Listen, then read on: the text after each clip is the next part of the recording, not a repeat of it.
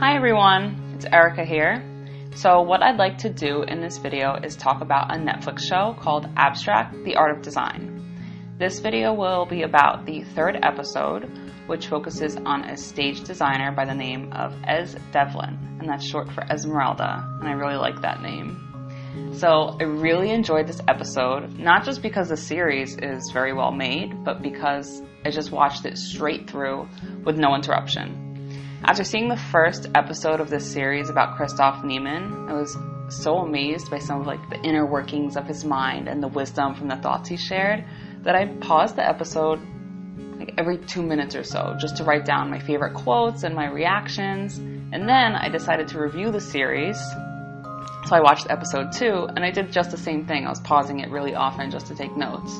So it kind of turned into a more difficult project than I originally anticipated or intended. So while watching this episode about Es Devlin, I didn't pause it once. I just listened and experienced the episode for what it was.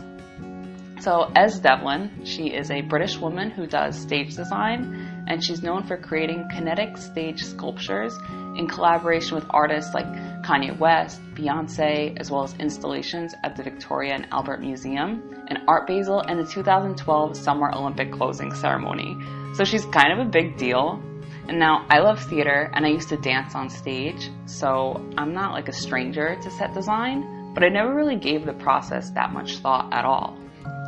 She creates these sets for concerts, operas, runway shows, using light, film, sculpture, and even rain in some of them. Maybe not real rain, but water. My favorite thing is how she plays with paper and makes models and observes them from different angles to play with the light. Because light can really transform a space without adding much physical substance at all.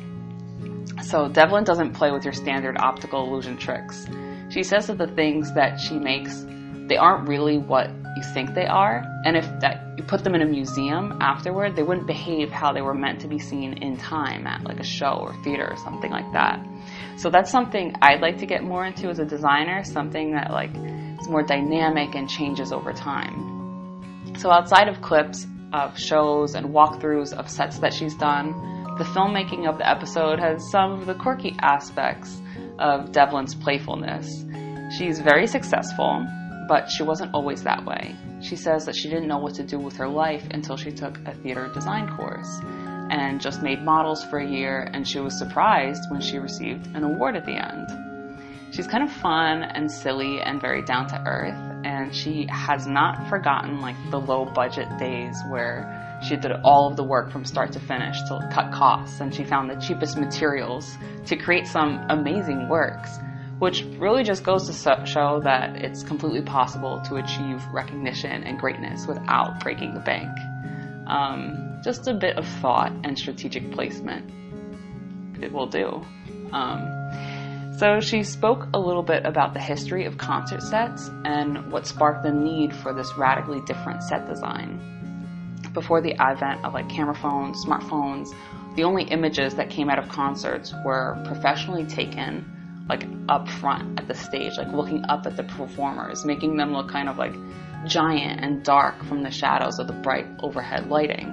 But now there's people in the cheap seats sharing experiences from concerts on social media. So artists are now more aware of their concert experiences than ever, and good performances require a new type of immersive experience. And in terms of concerts, she said something that really interested me.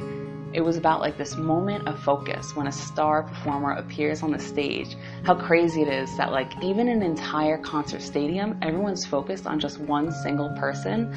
And before the performer comes out, before the lights come on, it often feels this moment of silence and anticipation. Even if it's actually quite loud from cheering, it still feels this silent breath, just held in of anticipation just for this one performer.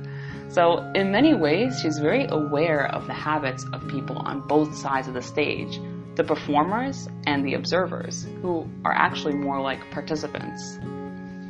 So, personal story.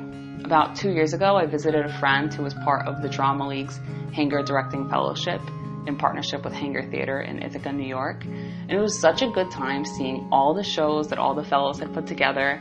And I just love the experience of theater, being behind the scenes. Like, I danced for many years, but like always on a fairly propless stage. So stage design was not something I was that familiar with.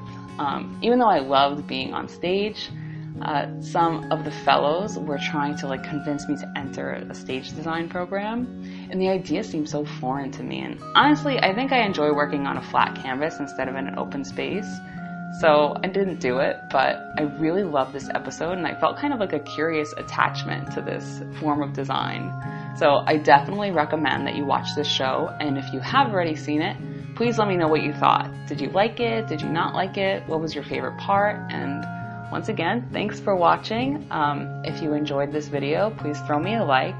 And if you're interested in hearing my future reviews about the rest of the series, please subscribe and you'll be notified when I put those out. And I'll share a link in the description of the playlist for all of the reviews of this show so that you can see previous ones as well. Yeah, so thanks for watching, and I hope you all have a really great day, great week, just awesome time. Thank you so much.